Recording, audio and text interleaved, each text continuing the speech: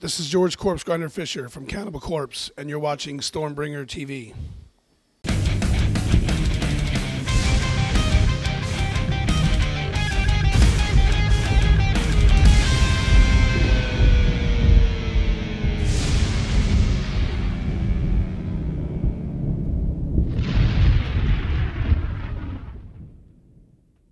All right, hello. How are you doing today? Good. And how's the tour so far? Long. No, it's been really good. All the bands are great, but we started a few weeks earlier in Russia, which is probably world famous now, I guess.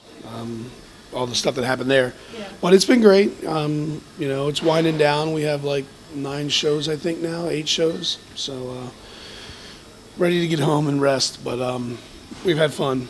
It's been a good time. What inspires you while writing lyrics, those brutal lyrics? Well, I don't write the lyrics, really. I don't. I haven't written any lyrics in a while. Mostly Alex and Paul do. Rob wrote 2 songs on this album. But it's, you know, horror movies, inspired stuff, you know. Maybe not any particular horror movie. We try to create stories that are you know, unique from, you know, other, say, movies. But they're like, it's like the lyrics are like, and the music are like a mini, like, horror movie, you know what I mean, or like a mini story. So it's just love for, you know, horror themed, you know, movies and books and things. And how was the video shoot for Kill or Become? It was great. We had a good time. We had to fight some wasps early. You know, we were in this little barn, and there was some wasp nests. Yeah, and they were not happy that we were there. But yeah, we had a good time. You know, and at the end part, there's some blood. You know, I had some fake blood on me, and that's always interesting. But no, it was cool. And it was definitely a long day, you know.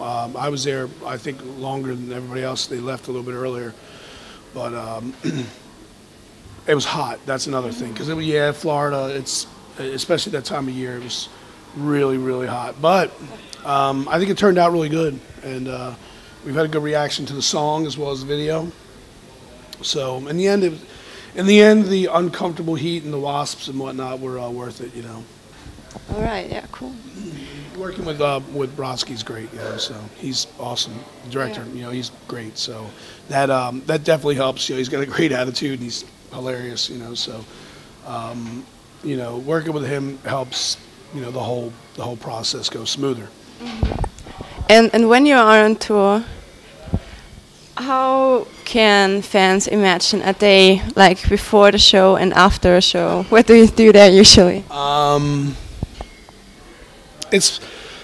Well, it depends. Different people spend their days off different ways, you know. A lot of the guys will go out sightseeing, you know, looking for, you know, anything cool, you know, to go check out, you know, anything, you know, historical in the area, or you know, if there's a mall or something like that, you know. It's not really that crazy, you know, as crazy as people might think, you know. But did ever happen something crazy, like with fans or something on tour? What, on days off or just yeah, on day? Well, look, I mean, in general, you know, everyone's having a good time and, you know, joking, messing around, but, you know, it's not like everyone thinks, you know what I mean? It is backstage where it's just mayhem and parties and, you know, yeah, some people are drinking some a little bit, but it's not like insane. It's not. It's a lot different than most people would you know, most people, I think, what their standard image of backstage is naked girls and cocaine and, you know, beer and liquor flying everywhere. It's not usually like that, especially before a show. Everyone's just, you know, setting up merch, doing sound check, doing interviews, calling home, you know, playing on your tablets or checking out the internet. It's really relaxed, you know. After the show, it's probably everyone's loading out, and, you know, it's a lot of work going on when people think it's just all partying. There's some parties here and there, but it's not like all the time. Yeah. Do you ever had some problems with your voice on tour? I've had some shows that it felt a little rough singing, but but nothing really, knock on wood or whatever, nothing serious. So, you know, I mean, I try to take care of it and not, you know, stretch it out too much, you know, screaming or yelling at people or you know, singing a bunch of crazy stuff, you know what I mean, when we're not playing. I save it for when we play, and that's just the best thing to do. Get rest after the show and try not to speak as much, you know, let it rest, and then, you know, do it all again the next day. And this tour is under the sign of your latest album, A Skeletal Domain. How were the critics for it? Everyone's been great. The fans, you know, seem to know the songs. Killer Become, obviously, with the video being out, they know that song. I think it's probably the most popular song right now from the new album. And we've got nothing but good reviews. And, you know, the biggest review is from the fans, and that's been totally positive. So, you know, we're pleased with the album, and I think they're pleased with it, and that's really the only two people, you know what I mean, that matter. And, you know, obviously the critics and the magazines and all, we got good response across the board, but, you know, the fans, what they say speaks the loudest, and they've been really receptive. And when it comes to songwriting, do you do that all together? Is everybody bringing ideas? For this album, I think a lot of it was done individually. Everyone was doing certain things on their own, and you know what I mean. Then recorded. You know what I mean. I think I don't know how, when they recorded the drums, how they did that process. I've been doing a side project with the old drummer of Black Dahlia Murder, Shannon Lucas, and the guitar player of Killswitch Engage, Adam D. We have a side band, and I've been recording that. So I wasn't around as much for all the writing process, you know what I mean? And so I don't know, you know, that's the recording process, you know, I know each guy, you know, the songs that each person wrote, they played their guitars, and Pat played a lot of stuff on the songs guitar-wise that Alex wrote, and I'm not sure if the whole band was together to record the drums with Paul, but I would assume so.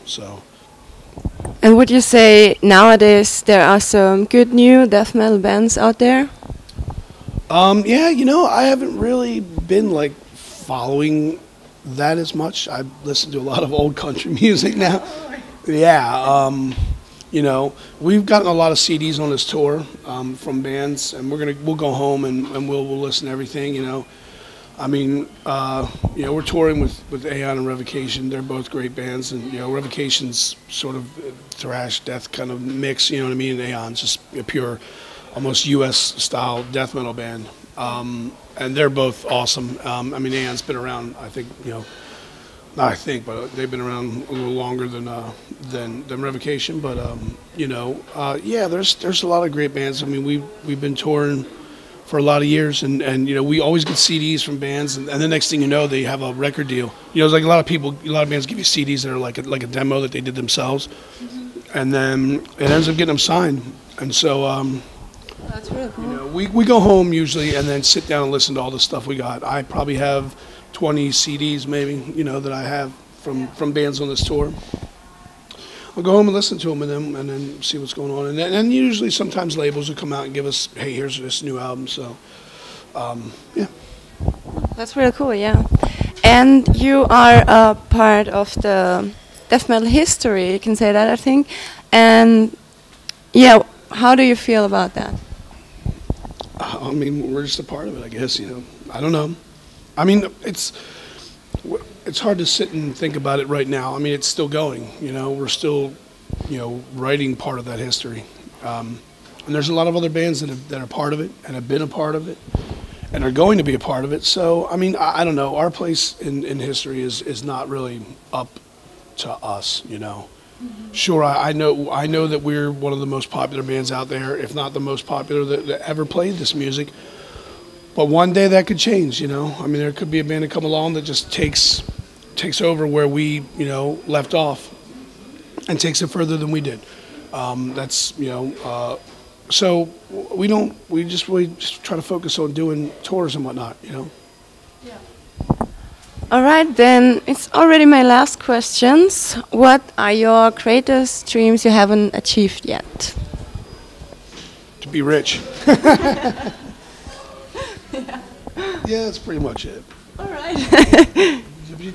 To have like $500 million in the bank. That's it's not too much to ask. Yeah. That would be awesome. All right, thanks. Thank you.